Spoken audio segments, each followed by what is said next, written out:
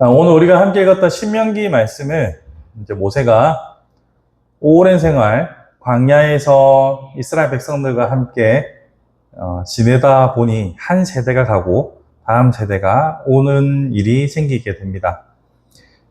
지난 세대는 출애굽부터 시작해서 몸소 하나님의 역사를 경험했을 뿐만 아니라 시내산에서 십계명을 비롯한 하나님의 계명을 받았더랬죠. 그렇게 직접 교육받았던 한 세대가 가고 다시 올라오는, 다시 자라나는, 그리고 새로운 주축이 된 세대들에게 재교육의 필요성이 있어서 기록된 것이 바로 이 신명기라고 이해하시면 이해가 쉽습니다. 그 신명기에서 다루는 오늘 본문의 내용을 보시면 이제 모세가 혼자서 모든 송사나 모든 결정을 다 할 수가 없기에 그의 장이 이드로가 제안했던 것을 따라서 각 지도자를 세워서 10부장, 100부장, 1000부장을 세워가지고 그들을 통해서 송사를 해결하고 백성을 다스리는 방식으로 흘러왔던 것을 그들에게 설명합니다. 그러면서 재판은 오늘 본문에서 17절에 하나님께 속한 것이다 라고 말하면서 또 16절에는 공정히 판결하라고 말합니다. 심지어 타국인에게조차 공정하게 하라고 합니다. 그런 의미에서 하나님께서 주신 계명은 참으로 놀랍습니다. 고대 사회에서 타국인도 동일한 방식으로 대우하라고 하는 것은 매우 시대를 앞서 나갔던 방식이라고 볼 수 있겠죠. 오늘 본문에서 우리가 주목해 보게 되는 것은 바로 17절 말씀, 재판은 하나님께 속한 것이라는 내용입니다. 재판은 하나님께 속한 것이다 라고 분명히 말씀하고 있습니다. 최근 뉴스를 도배하고 있는 가장 중요한 세력은 법원입니다.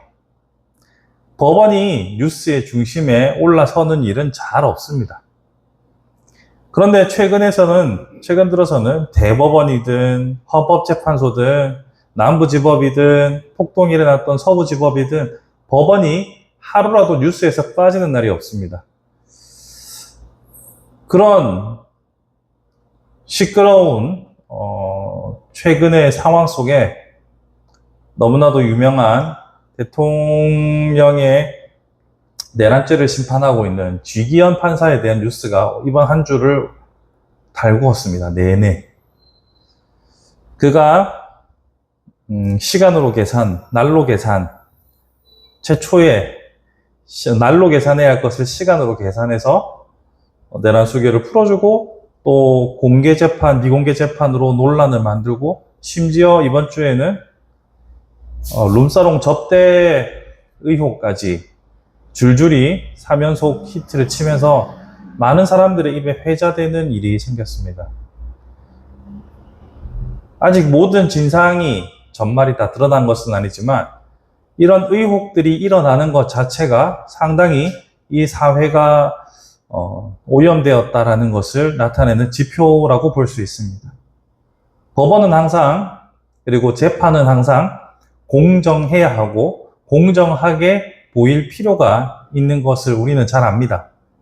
하지만 이런 결과가, 이런 뉴스가 계속해서 터진다는 건 우리에게 많은 시사하는 바가 있다는 것을 알게 합니다. 재판이라는 것은, 판결이라는 것은 항상 공정해야 하고 과정과 절차가 다 중요하다고 우리가 익히 알고 있습니다. 그런데 역사를 보면 재판은 항상 그렇지만은 않았던 것을 압니다. 그래서 오늘은 교회 안에서 그리고 교회 밖에서 잘못된 재판에 대해서 몇 가지 사례를 통해 우리가 무엇을 고민해야 될지를 이야기해 보려고 합니다. 먼저 교회 안의 역사를 보면 우리 바른교회가 속해 있는 고신교단의 역사를 한번 살펴볼 필요가 있습니다. 우리가 일제강점기 때 많은 교회들이 일본이 요구했던 신사참배를 받아들이고 굴욕적으로 나 외에 다른 신이 있게 하지 말라고 하셨던 그 말씀의 계명을 벗어났습니다. 하지만 모두가 다 그런 것은 아니었고 끝까지 저항하고 반대하며 신사참배에 거부하며 감옥을 가는 일도 불사하며 심지어 목숨도 잃었던 많은 성도들의 역사가 있었습니다. 그러고 나서 해방이 된 뒤에 그렇게 신사참배에 저항했던 이들, 추록 성도들을 중심으로 한 사람들이 한국 교회를 향하여서 회개와 자성의 목소리를 요구했습니다. 하지만 소수가 다수를 이기는 것은 항상 어렵습니다. 그들이 정의의 편에 있고 옳다 하더라도 소수는 다수를 이기는 것이 매우 어렵습니다. 한국 교회는 그러한 회개와 그리고 자정을 요구하는 목소리를 무시했고 결국에는 총회가 경남 노회로 대표되는 추록 성도들, 신사참배를 반대했던 사람들의 노회를 인정하지 않는다라고 판결을 내리게 됩니다. 그렇게 해서 그 따로 분립된 곳이 바로 우리 고신교단입니다. 기존의 교회 안에서 정치적으로 또 역사적으로 기득권이었던 이들이 자신들의 치부를 덮기 위해서 순수성을 지켰던 이들을 쳐낸 결과가 오늘날 고신교단의 역사가 되는 겁니다. 분명 신사참배에 굴복했던 이들의 잘못된 판결이 낳은 결과물이죠. 이렇게 교회 안에서도 송사가 있을 때 잘못된 판결이 일어나는 경우들이 왕왕 생깁니다. 교회 밖을 보면 셀 수도 없죠. 우리 너무도 유명한 버스 기사가 800원 떼어먹었다고 버스 기사를 해고시켰던 법원의 판결도 있습니다. 많은 사람들이 경제사범들, 기업인들이 큰 돈을 떼먹었을 때 사회에 기여한 바가 크므로 라고 감형을 받는 것을 우리는 자주 보아서 익숙하지만 800원 때문에 직장을 잃게 되는 기사님들의 모습을 보면 과연 재판이 제대로 돌아가고 있는 것인가라는 의문이 들 수밖에 없죠. 제가 기사님들이라고 한 것은 그 버스 회사에서 한 명만 그렇게 보낸 게 아니었기 때문입니다. 또 우리가 역사적으로도 살펴보면 1959년에 정치적 정적을 북한과 내통하고 있는 간첩이라는 이유로 조홍암 씨를 사형 선고하고 4개월 만에 사형을 집행했던 적이 있습니다. 그 1959년의 사건이 2011년도에 재심을 통해서 혐의 없음, 무죄로 결과가 바뀌기도 했죠. 이처럼 교회 안이든 교회 밖이든 재판은 언제나 오염됩니다. 오염될 수밖에 없습니다.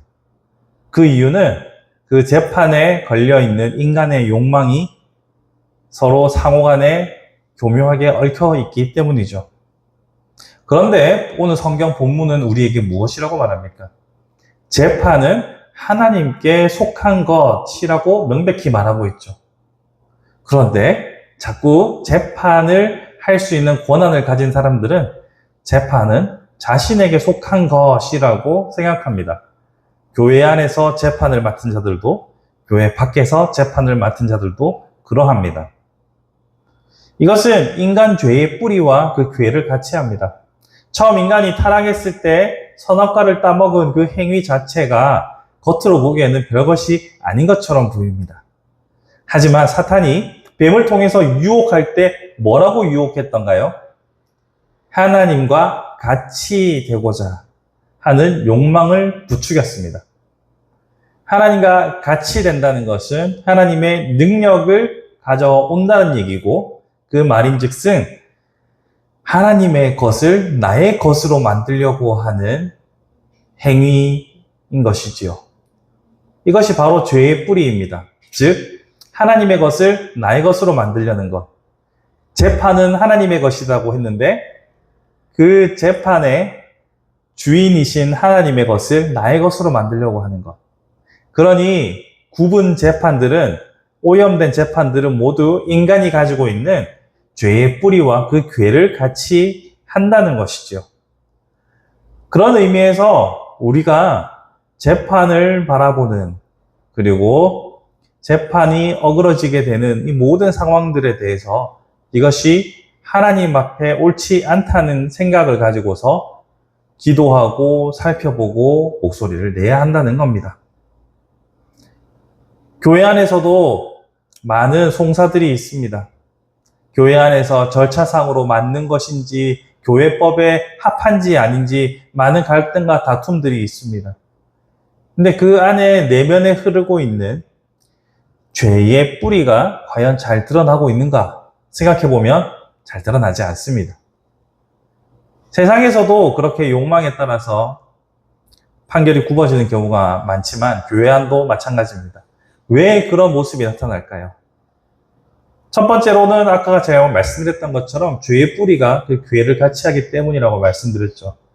둘째는 내가 지금 내리고 있는 결정 혹은 내가 지금 생각하는 모든 것들에서 죄의 뿌리 때문에 생기는 결과임에도 불구하고 나의 욕망이 어떻게 개입하고 있는지 살펴보지 않아서입니다.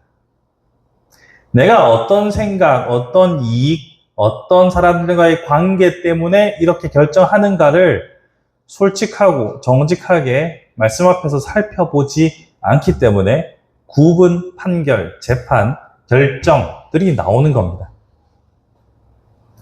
그런 의미에서 오늘 본문 말씀을 우리는 기억해야 합니다. 오늘 본문에서 보시면 사람을 세울 때, 판결을 내리는 사람을 세울 때 지혜가 있고 인정받는 자들을 취하여 라고 말합니다. 지혜가 있고 인정받는 자들. 여기서 지혜라고 하는 것은 단순히 지식의 총량이나 경험의 누적량을 말하는 것이 아님을 우리는 다시 한번 기억해야 합니다. 저번 시간 솔로몬을 이야기하면서도 지혜란 단순히 머리 좋고 스마트한 것을 말하는 것이 아니라 지혜란 하나님을 바르게 아는 것이라고 말씀드렸죠. 그러니 모든 결정하는 자들, 재판하는 자들, 선택하는 자들이 하나님을 두려워하는 자들이 되어야 합니다. 이 말인즉슨 교회 안에서도 모든 절차와 과정에서 하나님을 참으로 두려워하는 이들이 바른 결정을 할 수 있도록 우리가 기도해야 한다는 말입니다. 자, 그러면 여기서 의문이 하나 생깁니다. 세상의 지도자들은 다 크리스천이 아니기 때문에 하나님을 두려워하는 자들이 되는 것인가? 하나님을 두려워해서 바른 재판을 할 수 있을 것인가? 결과는 그렇지 않다라고 우리가 볼 수밖에 없겠죠. 그러니 우리는 계속해서 세상의 위정자들과 재판하는 자들, 판결하는 자들을 위해서 기도해야 합니다. 우리가 더 크신 권세인 하나님을 의지하고 기도하는 것조차 멈춘다면 그것은 우리의 역할을 다하지 못하는 거라고 생각합니다. 세상 속에서 바른 재판이, 바른 판결이, 올바른 정의가 세워질 수 있도록 기도하는 것, 그것 또한 우리 자신을 살리는 길이요, 세상의 빛과 소금의 역할을 하는 길인 것이지요. 인간의 죄의 뿌리는 언제나 하나님의 것을 자신의 것으로 취하려는 것이라고 말씀드렸습니다. 세상도 계속해서 그러할 것입니다. 하나님의 권위를 정부가 혹은 관이, 민이 가져가려고 할 겁니다. 그럴 때마다 우리는 깨어서 살펴보고 기도하며 하나님의 공의와 하나님의 정의가 온전히 실현될 수 있도록 우리는 우리의 역할을 다해야 합니다. 아울러서 앞에도 말씀드렸던 것처럼 교회 안에서조차 구분 판결이 일어나지 아니하도록 우리는 날마다 깨어서 살펴보아야 합니다. 마지막으로 이 판결과 재판을 개인적인 차원으로 가져와 보겠습니다. 우리는 공적인 자리에 없어도 사적인 자리에서 사람과의 관계 속에 내가 결정하는 자가 되기도 합니다. 부모라는 이름으로 혹은 내가 속한 집단의 리더라는 이유로 우리는 결정을 하는 자가 되게 됩니다. 저번 시간에 제가 말씀드렸던 것처럼 모든 인간관계 속에는 다 감을관계가 생긴다고 하잖아요. 어떤 형태로든 우리는 선택하고 결단을 내리는 순간들이 옵니다. 그 모든 순간에서 오늘의 이 말씀을 기억하십시오. 재판은 하나님께 속해 있는 것이라고. 그리고 인간의 죄의 뿌리는 하나님의 것을 나의 것으로 만드는 것이라고. 그렇기에 우리는 기도해야 합니다. 바르게 선택하고 바르게 판결할 수 있는 지혜를 달라고 기도해야 합니다.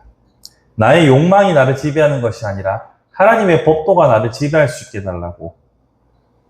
그래서 내가 관계 속에서 내리는 선택이든지 아니면 나 자신을 향해 내리는 선택이든지 그 모든 것이 나를 위한 나의 욕망을 따르는 것이 아니라 하나님을 따르는 것으로 변할 수 있도록 깨어 기도하는 저와 여러분 우리 모두가 되었으면 좋겠습니다.